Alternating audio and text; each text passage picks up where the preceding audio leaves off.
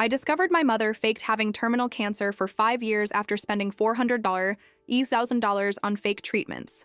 The bank manager revealed she had exactly that amount in a secret account. The smell of hospital disinfectant was still clinging to my clothes when the bank manager called me that Tuesday in September, revealing that my mother had $418,000 in an account I knew nothing about, while I was selling my car to pay for yet another chemotherapy session that never existed. 5 years. 5 damn years I spent believing my mother was dying of cancer. 5 years sleeping in uncomfortable hospital chairs. 5 years negotiating with doctors, begging for medication discounts, organizing raffles at work, taking out loans, selling family jewelry, organizing online fundraisers, posting photos of her debilitated on social media to get donations, while she built a millionaire's savings with the money I bled from my life. My name is Marina. I'm 38 years old, and this is the story of how I discovered that my mother's cancer was a lie so well crafted that it fooled doctors, nurses, relatives, and especially me, the idiot daughter who abandoned her own marriage to care for an imaginary patient. It all began on an apparently normal morning in 2019, when my mother, Mrs. Helena, called me sobbing uncontrollably, saying she had just left the doctor with a devastating diagnosis. Her voice trembled so much I could barely understand the words between the sobs. But one phrase came through crystal clear. "Daughter, the doctor said it's pancreatic cancer, stage 3. I was in the middle of teaching a class on Brazilian literature, explaining Machado de Assis to a classroom of bored freshmen, when my phone vibrated insistently on silent mode. I ignored the first 3 calls, but when I saw they were all from her in sequence, something inside me froze. I excused myself from the students, ran down the university hallway, my heels echoing on the cold floor, and when I finally answered, the world collapsed. I remember sliding down the wall until I was sitting on the floor, right there, in the empty hallway, while professors passed by looking curious, and all I could do was repeat, "No, no, no," like a useless mantra against the reality imposing itself. That same afternoon, I dropped everything and rushed to her house, finding her lying in bed, pale, trembling, with medical papers scattered across the nightstand, blood tests, CT scans, MRIs, complex reports full of technical terms I didn't understand, but that seemed terribly real. Elevated CA19, 9, tumor mass of 1, 5 inches, probable metastasis, estimated survival of 18 months with aggressive treatment. Each word was a punch to the stomach, each line of the reports a death sentence that I read and reread, hoping I had misunderstood, hoping to wake up from that nightmare. But the papers had logos from well-known laboratories, signatures from doctors with medical licenses, stamps that seemed too official to be questioned. My mother hugged me that day with a strength she hadn't shown in years. We cried together until there were no more tears, and there, in that bedroom with the lavender scent she always loved, I promised I would do anything, absolutely anything, to save her. The first oncologist we consulted, Dr. Henrique, a gentleman with white hair and gold-rimmed glasses, examined the reports with a grave expression and confirmed the case was delicate, but not impossible. He explained we would need to start immediately with chemotherapy, radiation therapy, and possibly a risky surgery called the Whipple procedure, which would cost a fortune and had only a 40% chance of success. The amounts he mentioned made my blood run cold. Chemo sessions at $3,000 each, twice a week. Radiation at $2,500, 3 times a week. Imported medications reaching $15,000 per month. Surgery estimated at $150,000, not counting possible complications.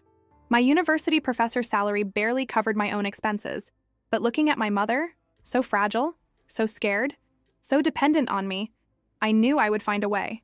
We always find a way when we love someone, don't we? Little did I know I was about to enter a financial and emotional spiral that would destroy everything I had built. I sold my apartment first. It was small, just 2 bedrooms, but it was in a prime area of the city, and I had just paid off the mortgage after 10 years of payments that consumed half my salary. The real estate agent, a short, talkative man named Mark, questioned me several times about the urgency of the sale, asking if I was sure I wanted to accept an offer 20% below market value. "It's a medical emergency," I would answer, unable to elaborate further, and he would nod with that expression of pity I would come to see on so many faces in the years to follow. With the money from the sale, I managed to cover the first 3 months of treatment and still rent a tiny apartment near the hospital where my mother would have her sessions. It was a gloomy place, with water damage on the ceiling and noisy neighbors, but it was just a 15-minute walk from the oncology clinic, and that was all that mattered at that moment. The first chemotherapy sessions were a hell that no movie or book can really prepare you to face. My mother would arrive cheerful, saying she was ready to fight, but as soon as that clear liquid began entering her veins through the catheter, the transformation was immediate and devastating. Violent nausea that no medication could completely control, extreme weakness that left her unable to get out of bed for days, painful mouth sores that made it impossible to eat anything solid. I spent sleepless nights holding the basin while she vomited yellowish bile, wiping the cold sweat from her forehead, trying to convince her to take at least a few sips of coconut water. Her hair started falling out in the 3rd week, first a few strands on the pillow, then entire clumps in the shower drain, until one morning she asked me, with tears in her eyes, to shave what was left. I did it in the rented apartment's bathroom, with hair clippers borrowed from the neighbor, and cried so much I could barely see what I was doing. It was when the apartment money ran out that things really started to fall apart. I applied for a loan at the bank where I'd had an account for 15 years, but the approved amount only covered 2 months of treatment. My brother Roberto, who always boasted about being a successful businessman, said he was going through financial difficulties and could only contribute $5,000, an amount that didn't cover even a week of medications. I started giving private lessons after work at the university, coming home at 11 at night exhausted, only to find my mother crying in pain, begging for morphine that the health insurance didn't cover. Pedro, my husband at the time, tried to be understanding, but after 6 months of sleeping alone because I spent nights at the hospital, he started complaining that I was neglecting our marriage. "Your mother has other children, Marina," he would say, irritated, while I prepared another meal to take to the hospital. "Why does all the weight have to fall on you?" But how to explain that my brother barely answered the phone, that Aunt Carmen lived in another city, that my father had died 10 years ago, and that my mother only had me?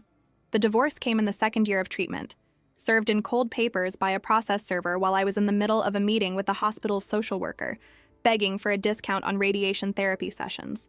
Pedro asked for nothing but his freedom, said he understood my situation, but couldn't live like this anymore, married to someone who existed only to care for her sick mother. I signed the papers without even reading them properly, my mind too occupied calculating how much I could get by selling my wedding ring and the engagement ring that had belonged to his grandmother. $3,800 was what the jeweler offered me for both pieces, enough to buy the imported anti-nausea medications that supposedly were the only ones that worked for my mother. When Pedro moved to another city 3 months later, taking our 8-year story in 2 suitcases and a picture frame he forgot on the living room table, I was too busy researching experimental treatments abroad to feel the weight of that loss. It was in the 3rd year that I started doing things I never imagined I would do. I sold the car I had bought with so much sacrifice, a sedan that was my pride, my achievement after years of riding the bus. I sold the jewelry my grandmother had left me, including a gold chain that had been in the family for 3 generations. I organized raffles at the university, selling tickets to professor colleagues who bought more out of pity than interest in the prize. I created an online fundraiser with photos of my mother looking gaunt, bald, connected to tubes and machines, touching stories about our struggle that drew tears and donations from strangers. Each share, each supportive comment, each transfer via PayPal was both a relief and a humiliation. Marina, the proud professor who never needed to ask anyone for anything, was now Marina, the virtual beggar pleading for help to save her mother. The lies started small, almost insignificant. My mother would say she was in a lot of pain even on days when she seemed strangely well, and I would increase the dose of morphine I bought on the black market, without a prescription, from a nurse I met at the hospital. She insisted she could only eat expensive food from specific restaurants, saying it was the only way not to throw everything up, and I would spend $100 on a single meal while I lived on ramen noodles. Then came the appointments with private specialists she swore were essential, doctors who charged $2,000 per consultation, and who, strangely, never requested new tests, only confirmed what the old reports said. "This Dr. Fabio is a genius, daughter," she would say with a sparkle in her eyes that I interpreted as hope. "He said he knows about a new treatment in Switzerland that can cure me completely, but it costs $300,000. And there I went, desperate, researching how to raise $300,000. By the 4th year, I had already borrowed money from everyone I knew. Work colleagues would flee when they saw me coming. Longtime friends stopped answering my calls. Distant relatives blocked my number. My brother Roberto would show up once a month, stay 10 minutes, leave $1,000 on the table, and disappear mumbling about pressing commitments. Aunt Carmen called every week asking about the progression of the illness, but always with a skeptical tone that deeply irritated me. "Are you sure she's taking all these medications, Marina?" she would question. It's just that when I talk to her on video calls, she seems so normal. I would explode in indignation, accusing her of insensitivity, of not understanding what it was like to live daily with cancer. Little did I know that my aunt was the only lucid person in that whole story. The mask began to fall on a Thursday in April, when I left the university early to take my mother to yet another chemotherapy session. Traffic was strangely light. I arrived home an hour earlier than expected, and found something I shouldn't have found. My mother was in the living room, dancing. Not a light movement of someone trying to exercise despite the illness, but really dancing, twirling around the room to the sound of an old song, with an energy I hadn't seen in years. When she saw me standing in the doorway, the face flushed with life transformed instantly. Her shoulders dropped, her breathing became labored, she staggered to the couch as if her legs were made of jelly.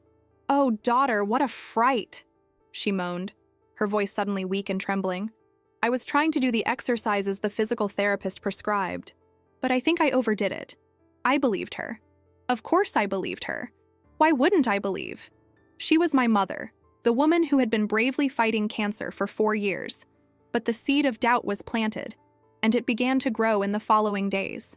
I started paying attention to details that had previously gone unnoticed. How she always got dramatically worse minutes before we went to the hospital, but could walk perfectly well when she thought I wasn't looking. How the private doctors she insisted on consulting were never available when I tried to schedule follow-ups on my own. How the expensive medications she said were the only effective ones had packaging that looked slightly different each time I bought them. How she always had an excuse for me not to accompany her into appointments with certain specialists, claiming she felt more comfortable alone. Small details that, in isolation, meant nothing, but together formed a disturbing pattern. The call from the bank manager was the trigger that detonated the entire farce. Carlos Eduardo, a man I had known by sight for years, but with whom I had never talked beyond good morning and good afternoon, called on a Tuesday asking to meet with me urgently about a delicate matter involving my mother. I imagined it was about some loan she had taken without telling me, another debt to add to the mountain of obligations that was already suffocating me. But when I sat in the bank's private room with cold air conditioning and the smell of fresh coffee, what he told me was much worse than any debt. "Mrs. Marina, your mother has a savings account with us with a current balance of $418,000, he said, pushing a paper across the table. "The deposits are regular, always in cash, and began exactly 5 years ago." I looked at that statement as if it were written in an alien language, the numbers dancing in front of me without making sense.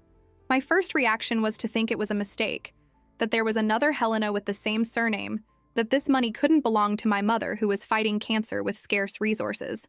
But the manager was relentless in his precision, showing copies of the deposits, all made personally by her, at times that coincided with her supposed trips to the hospital. There were even security camera images. My mother, who could barely get out of bed when I was around, walking firmly to the ATM, counting bills with agile fingers, smiling at the teller like someone who doesn't have a single worry in the world. She said it was an emotional retirement, the manager explained, visibly uncomfortable, that she was saving for when she recovered from cancer, to be able to travel and enjoy life. The room started spinning. My breathing became short, and for the first time in 5 years, I was the one who needed emergency medical attention. I spent 3 days unable to speak to my mother. 3 days processing the information, investigating on my own, putting together the pieces of the macabre puzzle that had been my life for the past 5 years. I called all the doctors she had consulted, discovering that half of them didn't exist or had never heard of her. The laboratories whose logos appeared on the tests confirmed they had never processed samples in Helena's name. The clinic where she supposedly had chemotherapy twice a week had no record of her as a patient, only as an occasional companion to other people. The imported medications that cost fortunes were actually vitamins and supplements she bought at discount pharmacies and put in counterfeit packaging. Each discovery was a stronger punch than the last. Each revealed a deeper stab in what remained of my heart. When I finally confronted my mother, bringing all the documentation I had gathered, I expected denial, maybe even aggression. What I didn't expect was the tranquility with which she confessed everything. Sitting on the same bed where she had cried so many times from feigned pain, she looked me in the eyes and said, without a hint of remorse, "I deserved this emotional retirement, Marina. I raised you and your brother alone after your father died, sacrificed my youth, my dreams, Everything for you. Now it was my turn to have some security. She explained, with details that made me nauseous, how she had planned everything meticulously. She researched cancer symptoms on the internet, learned to falsify medical reports using editing programs, created a network of accomplices that included a distant cousin who posed as a doctor and a retired nurse friend who confirmed the stories when someone called to verify. The most painful thing wasn't discovering that she had deceived me, but understanding the depth of the manipulation. She knew exactly which buttons to push, which guilt to activate, which fears to exploit. When I hesitated to sell something, she would dramatically worsen. When I considered reducing treatment expenses, she would have a crisis that made me feel like a monster for even thinking about economizing on her life. She watched my marriage crumble, my career stagnate, my mental health deteriorate, and not only allowed it, but orchestrated every moment of suffering. "You were always the devoted daughter," she said, as if it were a compliment and not a sentence. Roberto never completely believed it. That's why I kept my distance from him. But you, my dear Marina, you have a heart too big for your own good. I sued my mother for fraud, embezzlement, and a series of other crimes that the lawyer, ironically my ex-husband Pedro, who agreed to help me out of pity, said we could prove. The trial was a media circus. The story of the mother who faked cancer for 5 years went viral on social media, and I became both a victim and a national joke. Comments questioned how I could be so naive, how I didn't notice such obvious signs, how a university professor was fooled by such amateur tricks. I lost my job at the university because the institution claimed the negative repercussion was damaging their image. I lost friends who were embarrassed to be associated with me. I lost the ability to trust anyone, questioning every word, every gesture, every demonstration of affection or need. My mother was sentenced to 5 years in prison, but because of her age and claims of psychological problems, she got house arrest with an ankle monitor. The money in the account was legally frozen and will be used to pay part of my debts, but it doesn't come close to covering everything I spent. I still owe $140,000 in loans, not counting interest that keeps accumulating. I live in a rented room in the back of a house, give tutoring to elementary school children to survive, and take 3 different types of medication for anxiety and depression. My brother Roberto completely disappeared, moved to another state, and even changed his phone number. Aunt Carmen tries to maintain contact, but our phone calls are always loaded with that unspoken, "I told you so," that makes every conversation an exercise in torture. Sometimes I wake up in the middle of the night in panic, thinking I forgot to give her the medications, that she's at the hospital alone needing me, that I'm being a negligent daughter. It takes a few seconds to remember it was all a lie, that the cancer never existed, that the 5 years of sacrifice were for nothing. In those moments, what hurts most isn't the anger or the sense of betrayal, but the sick longing for the time when I believed I was doing the right thing. There was a noble purpose in my suffering, an elevated reason for every loss, every sacrifice, every tear. Now, all that remains is the emptiness of knowing I destroyed my life for a fiction, that I played the role of devoted daughter in a grotesque theater, where I was the only one who didn't know I was acting. The worst of all, what corrodes me every day like a slow and relentless acid, is that part of me still loves her. I still miss the afternoons at the hospital, as absurd as that seems, because at least there I knew who I was, the daughter who took care of her sick mother. There was a clear identity, a defined role, a script to follow. Now, at 38 years old, divorced, in debt, unemployed, with a destroyed reputation and confidence in tatters, I no longer know who I am. Marina, the professor, died when I sold everything for the treatment. Marina, the wife, died when I chose mother over husband. Marina, the devoted daughter, she never really existed, was just a character in a sick play written and directed by a woman who confused maternal love with the right to exploitation. Last week, I received a letter from her from the house where she serves her house arrest. It wasn't an apology or an attempt at explanation, but a new request. She's really sick now. Needs medication for high blood pressure and diabetes. Could I help just one more time? I tore the letter into tiny pieces, each tear a small revenge, each piece a liberation. But later, alone in my rented room, I gathered the pieces and tried to tape them together, my hands trembling, tears blurring the ink. Because this is the most pathetic truth of all. Even knowing it was all a lie, even with all the destruction she caused, part of me still wants to believe that this time, maybe this time she's telling the truth. And it's exactly this stupid and persistent hope, this inability to learn from pain, that makes me understand that some prisons aren't made of bars, but of misdirected love and guilt that should never have been ours. The bank manager called at exactly 2:43 in the afternoon that rainy Tuesday in September, when I was in the hospital corridor holding a vomit basin while my mother supposedly suffered through another devastating chemotherapy session that never really happened. The professional and cautious voice of Carlos Eduardo cut through the constant noise of hospital machines and muffled conversations of nurses circulating through the white and aseptic corridors, announcing a discovery that would instantly transform 5 years of extreme sacrifice into 5 years of absolute humiliation. My mother, Helena, had $418,000 hidden in a secret savings account that she had been religiously feeding with monthly deposits during the entire period she was pretending to be dying of terminal cancer. My name is Marina. I'm 30. 8 years old. I'm a university professor who abandoned absolutely everything in life to care for a mother who turned medical fakery into a millionaire's emotional retirement. And this is the devastating story of how I discovered that every tear I shed, every penny I spent, every sleepless night I spent beside a hospital bed were part of a macabre theatrical play where I was simultaneously the naive audience and involuntary sponsor. The worst part wasn't discovering she had deceived me, but understanding the depth of the manipulation. She knew exactly which buttons to push, which guilt to activate, which fears to exploit. When I hesitated to sell something, she would dramatically worsen. When I considered reducing treatment costs, she would have a crisis that made me feel like a monster for even thinking about economizing with her life. She watched my marriage crumble, my career stagnate, my mental health deteriorate, and not only allowed it, but orchestrated every moment of suffering. "You were always the devoted daughter," she said, as if it were a compliment rather than a sentence. Roberto never fully believed it. That's why I kept my distance from him. But you, my dear Marina, you have a heart too big for your own good. I sued my mother for fraud, embezzlement, and a series of other crimes that the lawyer, ironically my ex-husband Pedro, who agreed to help me out of pity, said we could prove. The trial was a media circus. The story of the mother who faked cancer for 5 years went viral on social media, and I became simultaneously a victim and a national joke. Comments questioned how I could be so naive, how I didn't notice such obvious signs, how a university professor was fooled by such amateur tricks. I lost my job at the university because the institution claimed the negative publicity was damaging their image. I lost friends who were embarrassed to be associated with me. I lost the ability to trust anyone, questioning every word, every gesture, every demonstration of affection or need.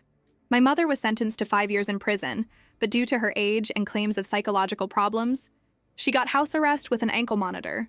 The money in the account was frozen by court order and will be used to pay part of my debts, but it doesn't come close to covering everything I spent. I still owe $140,000 in loans, not counting interest that keeps accumulating. I live in a rented room in the back of a house, give tutoring to elementary school children to survive, and take 3 different types of medication for anxiety and depression.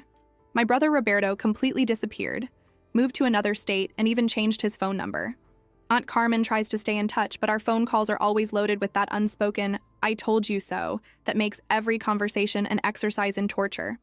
Sometimes I wake up in the middle of the night in panic, thinking I forgot to give her medications, that she's at the hospital alone needing me, that I'm being a negligent daughter.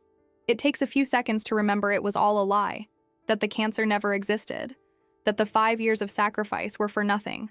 In those moments, what hurts most isn't the anger or sense of betrayal, but the sick longing for the time when I believed I was doing the right thing. There was a noble purpose in my suffering, an elevated reason for every loss, every sacrifice, every tear. Now, all that remains is the emptiness of knowing I destroyed my life for a fiction, that I played the role of devoted daughter in a grotesque theater where I was the only one who didn't know I was acting. The worst of all, what corrodes me every day like a slow and relentless acid, is that part of me still loves her. I still miss the afternoons at the hospital, as absurd as that seems, because at least there I knew who I was, the daughter who cared for her sick mother. There was a clear identity, a defined role, a script to follow. Now, at 38 years old, divorced, in debt, unemployed, with my reputation destroyed and confidence in tatters, I no longer know who I am. Marina, the professor, died when I sold everything for treatment. Marina, the wife, died when I chose mother over husband. Marina, the devoted daughter, she never really existed.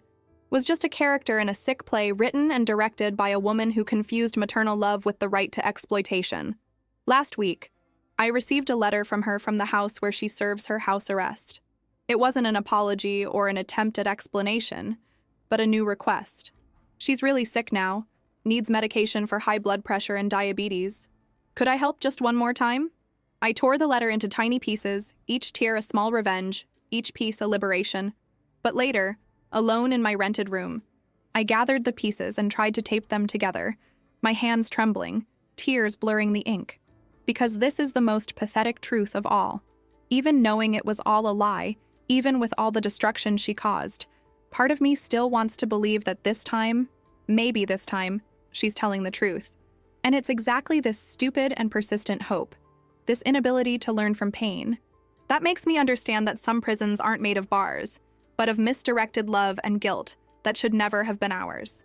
The bank manager called at exactly 2:43 in the afternoon that rainy Tuesday in September, when I was in the hospital corridor holding a vomit basin, while my mother supposedly suffered through another devastating chemotherapy session that never really happened. The professional and cautious voice of Carlos Eduardo cut through the constant noise of hospital machines and muffled conversations of nurses circulating through the white and aseptic corridors, announcing a discovery that would instantly transform 5 years of extreme sacrifice into 5 years of absolute humiliation. My mother, Helena, had $418,000 hidden in a secret savings account that she had been religiously feeding with monthly deposits during the entire period she was pretending to be dying of terminal cancer. My name is Marina. I'm 38 years old. I'm a university professor who abandoned absolutely everything in life to care for a mother who turned medical fakery into a millionaire's emotional retirement. And this is the devastating story of how I discovered that every tear I shed, every penny I spent, every sleepless night I spent beside a hospital bed were part of a macabre theatrical play, where I was simultaneously the naive audience and involuntary sponsor. That specific Tuesday afternoon, I had arrived at the hospital early because my mother had called me desperately crying at 6 in the morning saying she was in unbearable abdominal pain and urgently needed additional morphine that the health insurance didn't cover. Yet another of the hundreds of fabricated medical emergencies that made me drop everything and run to help a woman who was actually perfectly healthy. The phone vibrated insistently in my pocket while I held her thin and brittle hair, the result of baldness purposely induced with chemical products to simulate chemotherapy effects, pretending she was vomiting yellowish bile in the shared bathroom of the hospital room. A performance so convincing that even the most experienced nurses showed genuine compassion for the terminal patient, who had been bravely fighting for 5 years. When I finally managed to answer the call in the noisy corridor, after apologizing 3 times to my mother who was dramatically moaning about needing my constant presence, Carlos Eduardo's voice on the other end of the line carried that grave and careful tone that bank managers use when they need to communicate serious financial irregularities, and his first words made my blood instantly freeze in my veins as if I'd been injected with liquid nitrogen. "Mrs. Marina, forgive the unexpected call at an inconvenient time, but I need to speak with you with utmost urgency about extremely suspicious financial movements involving your mother, Mrs. Helena Silva dos Santos," he said with that characteristic banking formality that transforms personal tragedies into bureaucratic procedures. My first instinctive reaction was to think my mother had been the victim of some financial scam, that someone was taking advantage of her supposed fragility due to terminal cancer to steal her non-existent savings, because in my mind, completely deceived by 5 years of systematic manipulation, she was a poor retiree fighting a devastating disease with minimal resources that barely covered basic food. Carlos Eduardo, my mother has been in intensive oncological treatment for 5 years. She can barely get out of bed without help. How could someone be making suspicious movements with her documents? I asked while walking quickly toward the hospital parking lot, needing privacy to understand what was happening without arousing my mother's suspicions, who was probably watching me from the room window. The calculated silence on the other end of the line lasted exactly 4 seconds, that felt like 4 hours of agony, until Carlos Eduardo nervously cleared his throat and continued with a revelation that would permanently change my perception of family, trust, and especially the limits of human manipulation. "Mrs. Marina, I understand this information will be extremely shocking, but your mother has an active savings account at our institution with a current balance of $418,640.72, with regular monthly deposits that began exactly 5 years and 3 months ago. Always in cash. Always on the same day of the month, always during morning hours between 9 and 11 o'clock. He explained methodically, as if reading a technical report on investments instead of systematically destroying every foundation of my reality.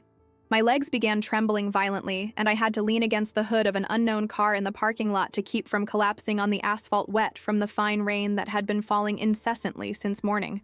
This is absolutely impossible. There must be some grotesque mistake in your system. My mother has been dying of pancreatic cancer for 5 years. I sold my apartment to pay for her treatment. I got divorced because I spent more time at the hospital than at home. I borrowed money from everyone I know. I organized humiliating raffles at work. I created online fundraisers with photos of her bald and debilitated. My voice came out in broken fragments while my brain desperately tried to process information that simply didn't make sense within the narrative I had religiously lived for the past 1,825 days. Carlos Eduardo maintained the unshakable professionalism typical of someone who has witnessed numerous family financial tragedies, but his voice carried genuine compassion when he suggested I come personally to the bank branch to verify documents that would unequivocally prove my mother had transformed my suffering into systematic profit. The 15-minute drive to the bank's main branch downtown transformed into a psychological journey through 5 years of memories that now needed to be re-examined under a devastating new light. Every memory of my mother's medical crises, every moment of shared despair, every tear, soaked mutual hug, everything was beginning to look like a meticulously rehearsed theatrical performance. I drove the old car I had bought after selling my imported sedan to pay for surgeries, with my hands trembling so much on the steering wheel that I had to stop twice on the shoulder to breathe deeply and avoid causing an accident. The windshield fogged by rain, and the hot air from my labored breathing created a translucent curtain between me and external reality, as if the universe was giving me a few final minutes of denial before confronting the inescapable truth that awaited me at that bank branch. During the tortuous journey through congested early afternoon traffic, my mind involuntarily began cataloging inconsistencies I had systematically ignored for years. Small details my brain had filed away but never properly processed, because the alternative, questioning the veracity of my mother's cancer, seemed too monstrous to contemplate. I remembered how she always miraculously improved when I threatened to reduce spending on expensive experimental treatments. How her most severe crises perfectly coincided with moments when I showed any financial resistance. How she insisted on appointments with specific doctors who never allowed my presence during exams. But how could a daughter question a mother who cried in pain, who vomited after supposed chemotherapy sessions, who had medical reports with official stamps and signatures from renowned specialists? Carlos Eduardo personally received me at the branch entrance, a middle-aged man impeccably dressed in a navy blue suit that drastically contrasted with my destroyed appearance. Wrinkled clothes from spending days at the hospital, disheveled hair pulled into a messy bun, deep, dark circles that betrayed years of sleepless nights worrying about the health of someone who was never sick. He discreetly led me through the main hall crowded with clients making routine transactions, normal people living normal lives without imagining the devastating drama about to unfold in that private meeting room with frosted glass walls. Mrs. Marina, I've prepared all relevant documentation for our conversation. But first, I must warn that the content may be extremely disturbing considering the situation you described on the phone, he said while carefully opening a brown leather folder full of bank statements, deposit slips, and especially security camera photographs that documented each of my mother's visits to the bank. The first document he placed on the polished table was a detailed statement showing the complete history of the account since it was opened 5 years earlier. Each deposit meticulously recorded, always amounts between $3,000 and $8,000, always in cash, always made personally by the account holder. The deposit dates created a revealing pattern when crossed with my own memory. 2 days after I sold my car, $6,000 deposited. 1 week after I took out a personal loan of $15,000, $7,500 deposited. 3 days after the online fundraiser that raised $20,000, $10,000 deposited. It was as if she had calculated precisely how much she could divert from each source without arousing suspicion, always maintaining the narrative that treatments consumed much more than I could raise. But this is impossible, completely impossible. I accompanied my mother to all medical appointments. I was with her during chemotherapy sessions. I saw with my own eyes the devastating side effects. I held her hand while she screamed in pain. I protested with a choked voice, still desperately trying to find some alternative explanation that would preserve the image of the suffering mother I had built in my mind. Carlos Eduardo then showed the security camera images. High-resolution photographs showing my mother entering the branch with firm steps and upright posture, smiling at employees, filling out forms with perfectly steady hands. Absolutely nothing resembling a terminal patient undergoing aggressive chemotherapy treatment. In several images, she wore colorful scarves on her head that I immediately recognized, gifts I had bought to help with self-esteem during chemo baldness. But beneath the strategically tied scarves, you could see strands of perfectly healthy hair. The most devastating revelation came when Carlos Eduardo showed a specific document my mother had filled out when opening the account, where she needed to declare the source of funds. In the field for this information, written in her unmistakable handwriting that I'd known since childhood, was the phrase that would permanently engrave itself in my memory as an epitaph of our relationship: emotional retirement, own resources from family savings. She had literally described her fraudulent scheme with cynical precision, transforming my emotional suffering into an accounting category, my filial devotion into a source of income, my unconditional love into early retirement. Mrs. Helena told our employees she was saving resources for when she recovered from medical treatment, that it was a way to motivate herself to keep fighting the disease. Carlos Eduardo explained, clearly uncomfortable being the messenger of this family tragedy. The tears that ran down my face at that moment weren't just from sadness, but from a deep and primitive rage I had never experienced before, a fury born from the sudden understanding that every moment of suffering from the past 5 years had been meticulously orchestrated by the person who should protect me from evil, not be the source of it. I remembered all the times I skipped meals to buy expensive medications, the nights sleeping in uncomfortable hospital chairs while she faked pain crises. My marriage destroyed because Pedro couldn't stand watching me wither away caring for a terminal patient, the friends who distanced themselves tired of hearing about treatments and grim prognoses. Each memory now carried the additional weight of betrayal, transforming memories that were painful but noble into evidence of psychological manipulation so cruel it bordered on sadism. I need to confront my mother immediately. I need to look into her eyes and hear from her own mouth confirmation of this monstrosity, I declared, abruptly standing up from the chair, but my legs wobbled and I had to lean on the table to keep from falling. Carlos Eduardo suggested I wait, consult a lawyer, prepare myself emotionally for the confrontation, but I was beyond rational advice. 5 years of my life had been stolen. My identity as a devoted daughter had been built on an elaborate lie, and I needed immediate answers even if they completely destroyed what remained of my sanity. The drive back to the hospital was a blur of ignored traffic lights, irritated honks from other drivers, and a furious determination that temporarily suppressed the emotional shock. When I parked the car crooked in an emergency spot and ran through the familiar hospital corridors, the employees who had been greeting me daily for years must have noticed something different in my expression, because several tried to stop me to ask if everything was okay. I ignored everyone, my steps echoing through the corridors like war drums, until I reached room 217, where my mother supposedly recovered from the morning chemotherapy session. I opened the door with such force that it hit the wall, making my mother jump from the bed where she was comfortably watching television, eating imported chocolates she claimed were the only food she could keep down after treatment.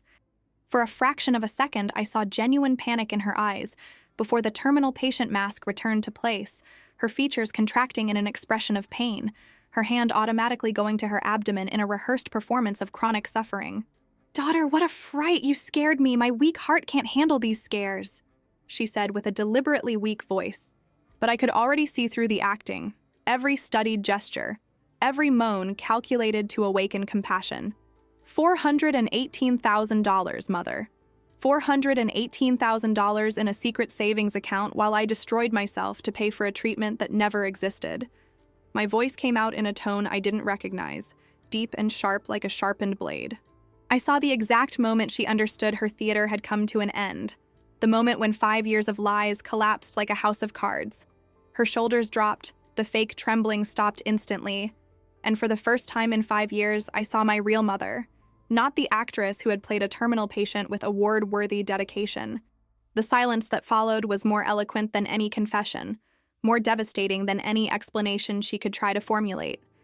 "Marina, my daughter, you need to understand that I did this for both of us, to guarantee our future when I really get sick, when old age arrives with its inevitable cruelties," she began, completely abandoning the weak, sick voice and revealing a strong and clear tone I hadn't heard in half a decade.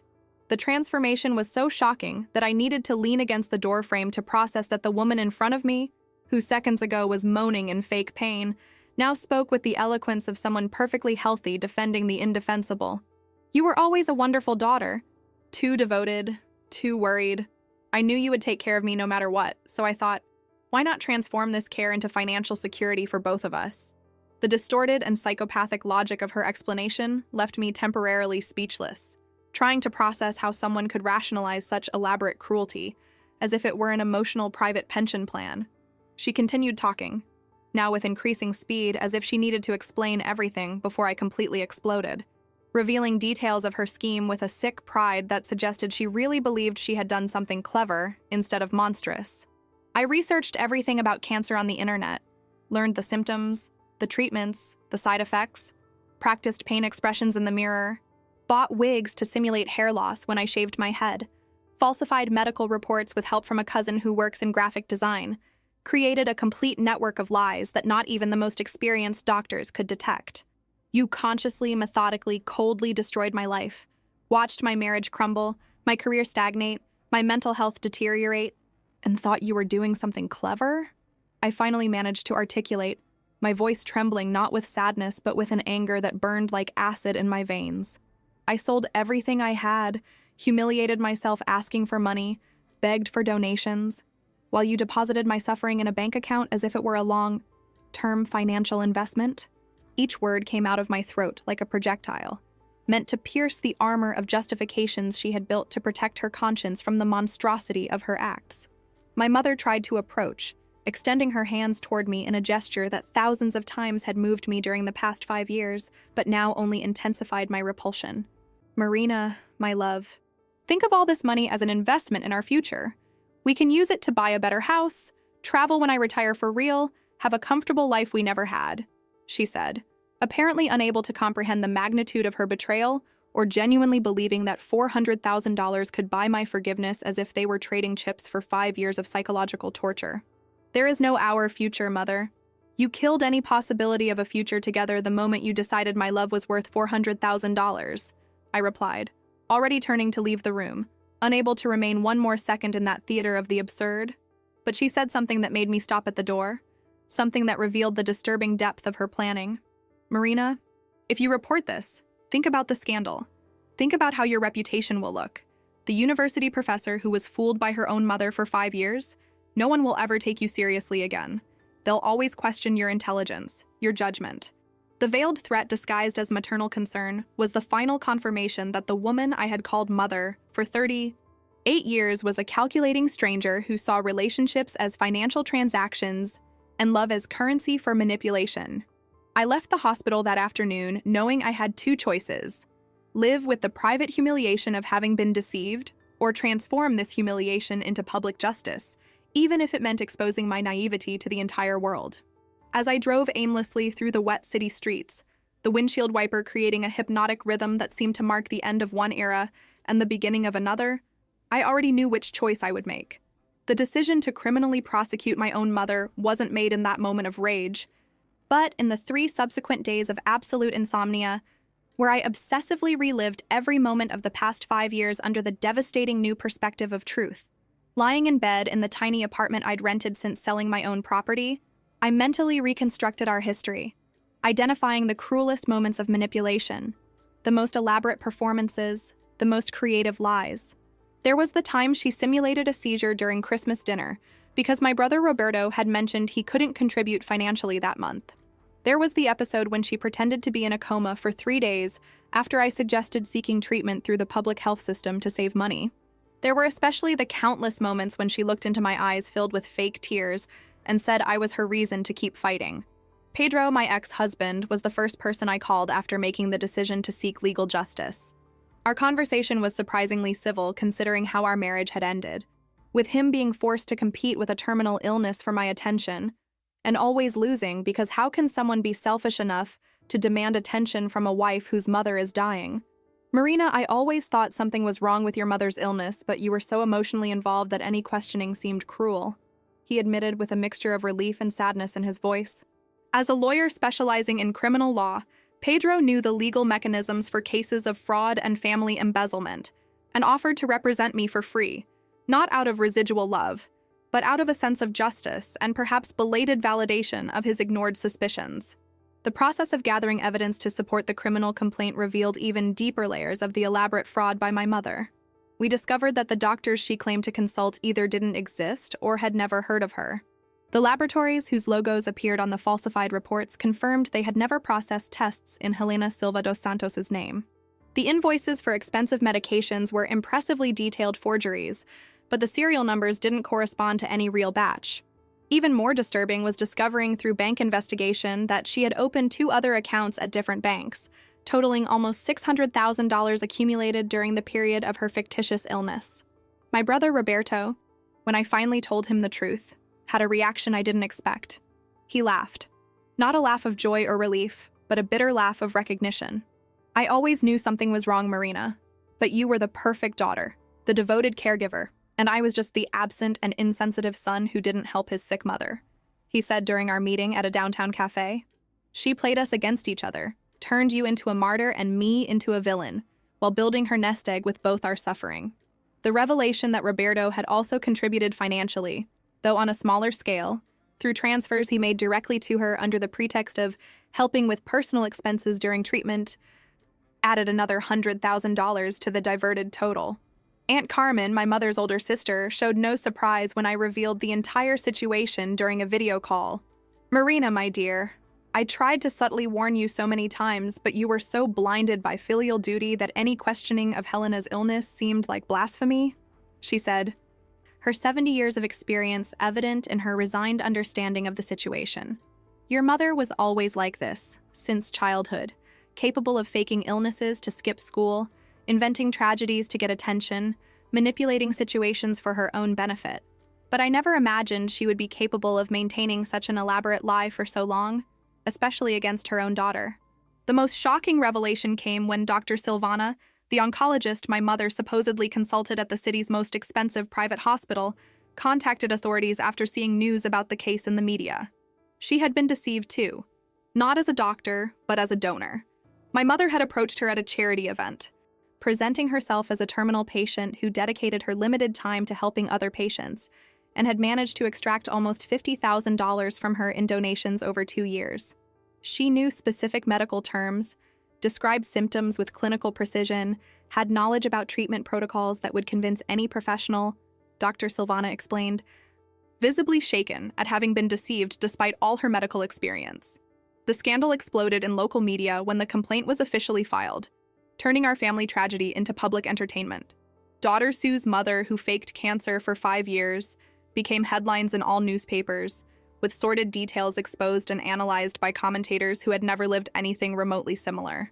I lost my job at the university because the institution claimed the negative repercussion was damaging the institutional image. Friends distanced themselves, some out of secondhand embarrassment, others because they didn't know how to act in such a bizarre situation. I became simultaneously victim and joke. The university professor too naive to notice a fraud happening under her nose for half a decade. But the weight of public humiliation was nothing compared to the internal process of reconstructing my identity without the narrative of the devoted daughter that had defined me for 5 years. Who was Marina when she wasn't caring for her sick mother? What did my life mean when I discovered the noble purpose that moved me was fiction? Therapy became essential, not optional, with weekly sessions where I tried to separate real memories from performances, process anger without letting it consume me, and especially learn to trust my own judgment again.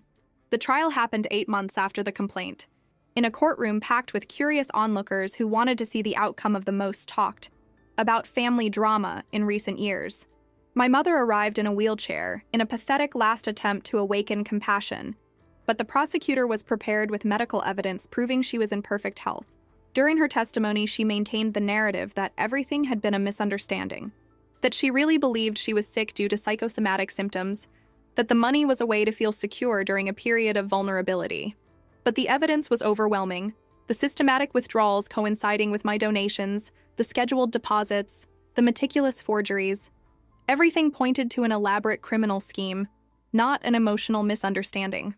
The sentence was 4 years in prison in a semi-open regime for aggravated fraud, plus the obligation to fully return the diverted amounts. When the judge read the sentence, I expected to feel relief or vindication, but all I felt was a profound emptiness, the legal confirmation that my mother had chosen to systematically betray me for money. She was taken away in handcuffs, still trying to make eye contact with me, still whispering that she loved me, still unable or unwilling to understand that love and exploitation are mutually exclusive. Today, 2 years after the conviction, I live a life rebuilt on completely different foundations. I work as a freelance consultant, carefully choosing who I associate with, maintaining professional relationships that can end without destroying my stability. I live in a modest but own apartment, bought with part of the money recovered through the courts, a space that is entirely mine without contaminated memories. I'm cautiously dating a man who knows my entire story and chose to stay anyway, who understands when I question his motivations and need constant proof of authenticity. I still do therapy, now bi-weekly, working on trust issues that will probably never be completely resolved. I've learned to live with the duality of loving the mother who raised me for the first 3 years and hating the criminal of the last 5. I accept that some people are capable of compartmentalizing love and exploitation in ways I'll never fully understand. Most importantly, I've learned that emotional survival sometimes requires cutting ties, that society considers sacred, that biological family isn't a guarantee of protection or love, and that forgiveness isn't mandatory when genuine remorse doesn't exist. My mother occasionally tries to contact me through letters that arrive from prison, always with the same narrative of misunderstood maternal love, and promises that when she gets out, we'll rebuild our relationship. I read them out of a morbid need to confirm she remains incapable of taking genuine responsibility, then ritually burn them in the kitchen sink, watching the words turn to ashes as they should have long ago. Each burned letter is a reminder that I survived the unthinkable, that I rebuilt my life from scratch, and that some emotional retirements charge a price that no monetary value can compensate. The legacy of maternal betrayal isn't just chronic distrust or difficulty forming deep bonds, but also a strength I didn't know I possessed, an ability to establish boundaries that protect my sanity, and especially the understanding that true love never asks us to destroy ourselves to prove its existence. Marina, the devoted daughter, died in that hospital room when I discovered the truth. Marina, the survivor, was born from the ashes of that destruction, more cautious but not cynical, more selective but not closed off, stronger but not insensitive. And perhaps, just perhaps, that's the only emotional retirement that was really worth it. Last week marked exactly 3 years since my mother's conviction. 3 years since I saw Helena being taken away in handcuffs from the courthouse while still trying to convince me that everything had been a misunderstanding, motivated by excessive maternal love. And yesterday I received official notification that she would be released early for good behavior in prison. The official document arrived by mail on an ordinary Thursday morning when I was having coffee on the balcony of my new apartment, watching life follow its normal course on the busy street below. And the simple sight of that envelope stamped by the penitentiary system was enough to make my hands tremble as they hadn't in months. Inmate Helena Silva dos Santos will serve the remainder of her sentence on parole, required to report monthly to the designated justice officer, said the bureaucratic text that transformed my recurring nightmare into imminent reality. My mother would be free to circulate in the same city where I was trying to rebuild my life, free to try to reestablish contact, free to perpetuate her manipulations on other unsuspecting victims. The first person I called was my therapist, Dr. Gabriela, who had been seeing me weekly for 2 years and knew every sordid detail of my family history. Marina, remember that you have no legal or moral obligation to maintain contact with your mother, regardless of what society or other family members might say. She reminded me with that calm and professional voice that had guided me through hundreds of hours of emotional processing. Her release from prison doesn't mean you need to forgive, forget, or allow her back into your life. You've earned your peace of mind through hard work, and you have every right to protect that achievement. Her words were a necessary reminder that I had built healthy emotional barriers that shouldn't be demolished just because the judicial system had decided 3 years in prison was sufficient punishment for 5 years of systematic psychological torture. That same afternoon, while trying to concentrate on the consulting work I was developing for a sustainable architecture company, my phone rang showing an unknown number from the area where the women's penitentiary was located. I knew, with absolute certainty, that it was her calling, probably from a public or borrowed phone, trying to make first contact before being officially released. I let it ring until it went to voicemail, but 5 minutes later the same number called again and again and again, with an insistence that instantly transported me back to the times when she would call faking urgent medical crises to manipulate me. The difference was that now I recognized the pattern, understood the tactic. and most importantly, had the emotional strength to simply block the number without feeling the paralyzing guilt that would have consumed me for days before. 3 days later, on a sunny Sunday morning, when I was at the grocery store doing routine shopping, I saw her. Helena was standing in the organic produce aisle, examining tomatoes with the same concentrated expression I remembered from childhood, when she would take me shopping and teach me how to choose the best fruits and vegetables. She had lost considerable weight. Her hair, now completely gray, was shorter and without the elaborate care she had always maintained, and there was something defeated in her posture that had never been present before. For an eternal moment, our eyes met across the aisle, crowded with people doing carefree Sunday shopping, and I saw in those familiar brown eyes a mixture of hope, fear, and something that could be interpreted as regret if I didn't know her infinite capacity for faking emotions. "Marina, my daughter," she said, approaching slowly, as if I were a frightened animal that might flee at any sudden movement, which wasn't completely wrong. "Please, just give me 5 minutes to explain, to properly ask for forgiveness, to try to make you understand that prison changed me, that I finally understood the monstrosity of what I did to you." Her voice had a different quality, less authoritarian, less manipulative, but I had learned the hardest way possible that Helena was an exceptional actress, capable of modulating her performance for any audience. "No, Mother, there is no explanation, apology, or understanding that can undo 5 years of systematic psychological torture," I replied, keeping my voice firm despite the emotional hurricane her physical presence awakened. "You made conscious and calculated choices that destroyed my life, and now you need to live with the consequences of those choices, which include no longer having a daughter." She tried to follow me when I abandoned my shopping cart and left the store, calling my name with growing desperation, but I stopped at the exit and turned to face her one last time. If you really understand the harm you caused, then you'll respect my wish to never have contact with you again. Any attempt to approach me will be interpreted as proof that you remain the same manipulator as always, incapable of respecting boundaries or considering others' well-being. I left the store, leaving her standing between the automatic doors, a diminished and aged figure who looked nothing like the powerful and controlling woman who had dominated my life for decades. The following weeks were marked by increasingly desperate attempts by Helena to re-establish contact with me. Letters arrived daily at my work, since she didn't have my current home address, all with the same familiar handwriting that now caused me nausea instead of nostalgia. She sent messages through distant relatives who didn't know the full story, well-intentioned people who called me saying, "Your mother is suffering a lot," and that, "Family is family, it's always worth forgiving." Each of these intermediation attempts forced me to relive the traumatic story, explain again why I had cut contact, justify my decision of self-preservation to people who could never really understand the depth of betrayal I had suffered. Roberto, my brother, surprisingly became my biggest ally during this turbulent period. He had returned to the city after years away, and having processed his own anger and guilt related to the situation, now perfectly understood my decision to keep Helena out of my life. "Marina, she approached me too, crying and begging me to mediate a reconciliation with you," he told me during dinner at my house, the first genuine family dinner we'd had in years. But when she realized I wasn't going to help, the mask quickly fell. She started accusing me of always being an ungrateful son, said we were alike in our coldness and inability to forgive. It was like seeing the real Helena, who was always hidden under the performances of the suffering mother. The situation escalated dramatically when Helena discovered where I worked and started showing up at the commercial building where my consulting office was located. She wouldn't try to come up to my office, just sat in the lobby, visible through the large glass windows, a constant and disturbing presence that turned my work environment into an emotional minefield. The building's security guards, after being informed of the situation, would politely try to ask her to leave. But Helena always had an excuse ready. She was waiting for a friend.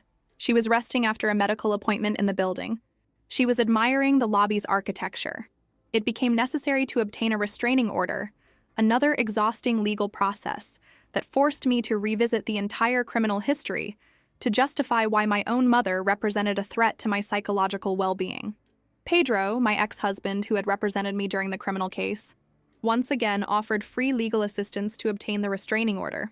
"Marina, what your mother is doing now is stalking, continued psychological harassment that proves she hasn't changed at all during her time in prison," he explained while preparing the necessary documentation. Our relationship had evolved into a respectful friendship, both having processed and overcome the grievances of the divorce, now united by the shared understanding of how Helena had destroyed our marriage. She still believes she has a right to your forgiveness, that the biological bond gives her special prerogatives to violate your boundaries. This is exactly the same distorted thinking that led her to fake cancer for 5 years. The day of the hearing for the restraining order was particularly difficult because Helena appeared accompanied by a public defender and attempted another dramatic performance of a repentant and misunderstood mother. She cried copiously while describing how prison had been a spiritual awakening, how she had participated in therapy groups and found religion, how she now understood she had acted wrongly, but that everything had been motivated by excessive maternal love and fear of poverty and old age. The judge, fortunately, had access to the complete criminal history and wasn't moved by the performance. Mrs. Helena, your previous crimes demonstrate exceptional capacity for manipulation and deception.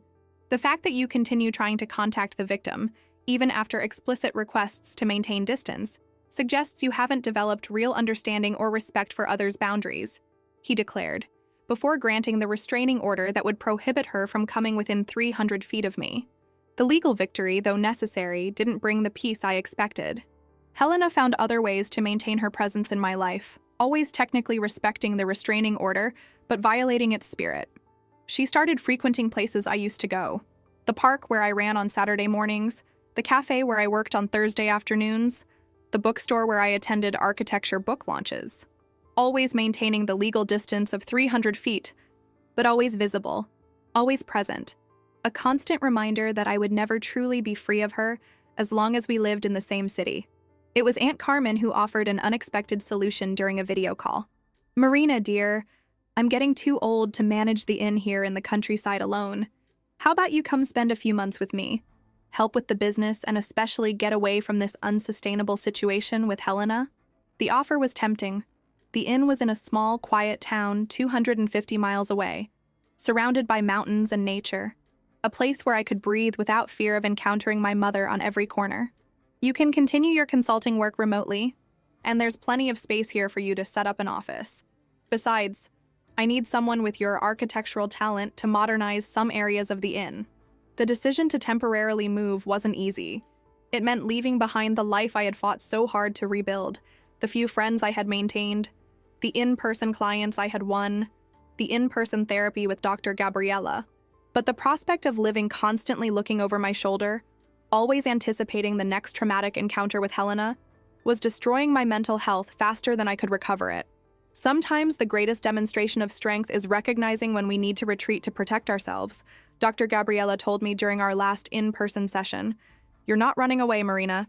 You're choosing your peace of mind over the stubbornness of trying to maintain a normal life in an abnormal situation. The move happened on a rainy October weekend, exactly 4 years after that fateful call from Carlos Eduardo that had revealed the entire fraud. I packed my life in boxes once again, but this time by my own choice, not out of financial desperation. I took only the essentials: clothes, work equipment, important books, some personal objects that represented my new life, not relics from the contaminated past. I drove the 6 hours to Aunt Carmen's inn, listening to music I had discovered after the divorce. Artists who didn't carry memories of Helena or the traumatic period, creating a soundtrack for my new beginning. The inn was even more welcoming than I remembered from the few childhood visits. A renovated colonial building with wide verandas, elaborate gardens, cozy rooms that Aunt Carmen had decorated with antiques and local art. "This will be your space," she said, showing me an independent suite with a private entrance, mountain views, and an adjacent room perfect for an office. "I want you to feel at home. But most importantly, I want you to feel safe. Helena doesn't know this place, has never shown interest in visiting me, and the town is small enough that any stranger is immediately noticed and questioned." The first months in the countryside were a period of deep healing I hadn't experienced since the beginning of the entire tragedy. Waking up to birdsong instead of traffic horns, walking nature trails without fear of traumatic encounters, working with views of green mountains instead of gray buildings. Every small detail contributed to a sense of peace I had forgotten was possible to feel.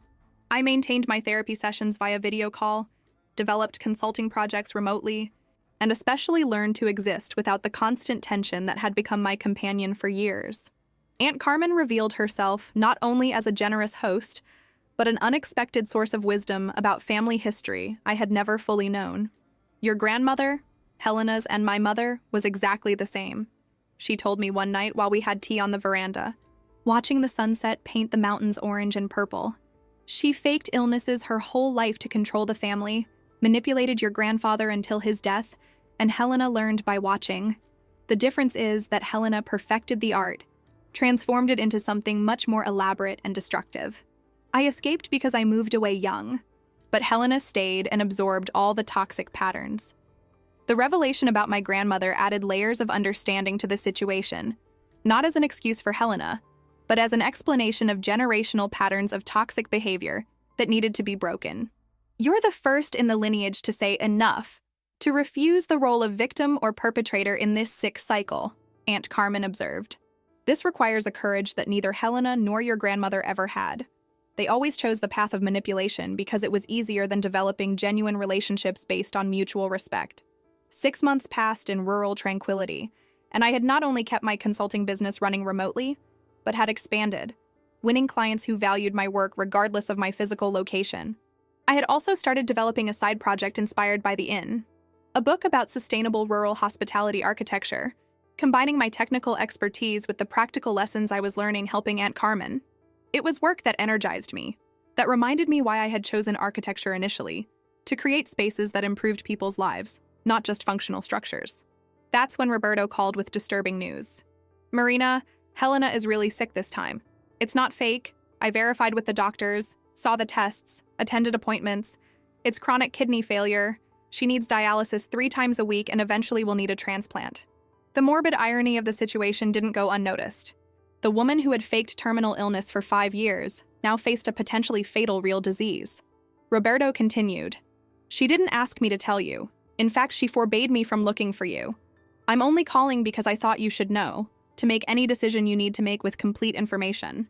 The news threw me into a complex emotional spiral that not even years of therapy had prepared me to face. Part of me felt dark satisfaction with the poetic justice of the situation. The medical liar, now truly sick, actually experiencing the suffering she had faked for so long.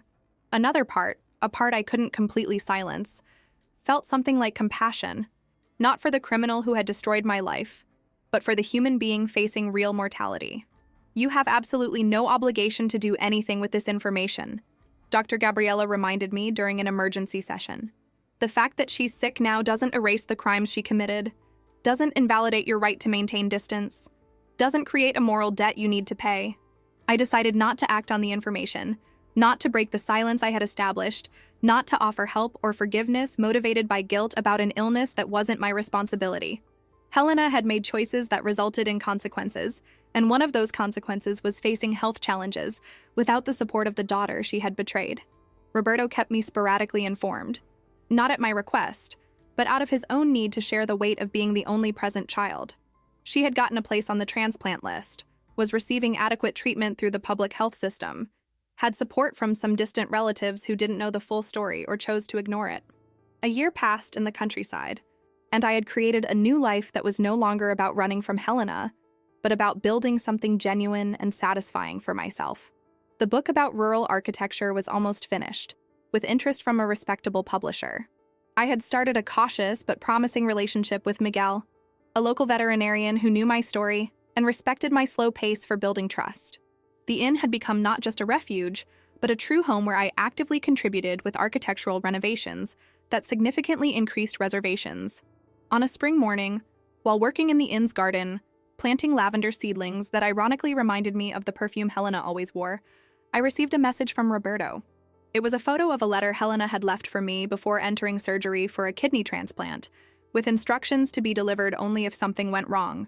Roberto had respected her request not to give me the letter unless necessary, but the surgery had been successful and Helena was recovering.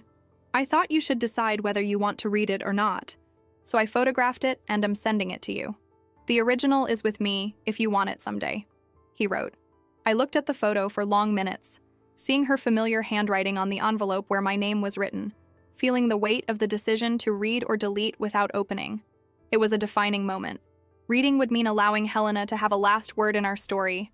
Deleting would mean definitively closing this chapter. I chose to delete. Not out of anger or revenge, but from finally understanding that some stories don't need elaborate epilogues. Some wounds don't need last words to heal. Some relationships end not with grand gestures of forgiveness or dramatic confrontations, but with consciously chosen silence. Today, 3 years after moving to the countryside, 5 years after Helena's conviction, 8 years after discovering the fraud, I can finally say I've found genuine peace. Not the peace of someone who has forgotten or forgiven, but the peace of someone who has processed, understood, and chosen to move forward without the weight of forced resolutions. I still live near Aunt Carmen, now in my own house that I designed and built on adjacent land to the inn. My consulting business thrives, specialized in sustainable rural architecture projects. I married Miguel in a small ceremony in the garden we planted together, surrounded only by chosen friends and selected family who respect our story and our choices. Roberto visits occasionally, bringing sparse news about Helena that I listen to without much interest. She survives, follows medical treatment, keeps away respecting the restraining order I renewed even after moving. Apparently, she's developed new relationships with people who don't know her past, perhaps repeating old patterns, perhaps genuinely changed. It's no longer my concern to find out. What matters is that she no longer has power over my life, no longer determines my choices, no longer haunts my dreams. The deepest lesson I learned in this brutal journey wasn't about the dangers of blind trust or the human capacity for deception. It was about the possibility of genuine reconstruction after total destruction, about the strength we find when forced to question everything we considered sacred, about the freedom that comes from choosing our own values instead of accepting those imposed on us. Marina, the devoted daughter, really died in that hospital 8 years ago. Marina, the survivor, grew and flourished. Marina, the complete woman I am today, integrated both versions and created something new. Someone capable of loving deeply but with clear boundaries, of trusting cautiously but without paranoia, of valuing chosen family over toxic blood ties. If my story serves as a lesson for anyone, let it be this. True love, whether maternal, romantic, or fraternal, never demands that you destroy yourself to prove it. It never uses guilt as currency, never transforms sacrifice into financial investment, never confuses devotion with exploitation. When someone, no matter how biologically close, demonstrates the capacity to use you as a resource instead of valuing you as a person, you have not only the right but the duty to yourself to establish insurmountable boundaries, even if it means living with the judgment of those who don't understand that emotional survival sometimes requires measures that seem cruel to outside observers. My emotional retirement didn't come from a fraudulent bank account fed by others' suffering. It came from the conscious decision to stop investing emotional energy in relationships that only offered deficit, to withdraw my heart from a market where it was constantly devalued, to invest my love in people and projects that offered genuine returns of respect, care, and mutual growth. This is the only emotional retirement worth pursuing, the one we achieve when we finally learn that deserving love shouldn't cost our sanity, dignity, or identity. Sometimes, on particularly quiet mornings, when fog covers the mountains and the world seems suspended between night and day, I briefly think of Helena, not with longing or anger, but with distant curiosity about what kind of person she could have been if she had chosen different paths, if she had broken generational patterns instead of perfecting them. But these thoughts pass like the morning fog, dissipating when the sun rises and illuminates the real life I've built, a life where I'm the protagonist of my own story, not a supporting character in someone else's fiction. Did you enjoy Marina's story? Then subscribe to the channel, leave your like, and comment where you're watching from. Oh, and there's another story waiting for you on the screen. Click there and I'll be waiting for you.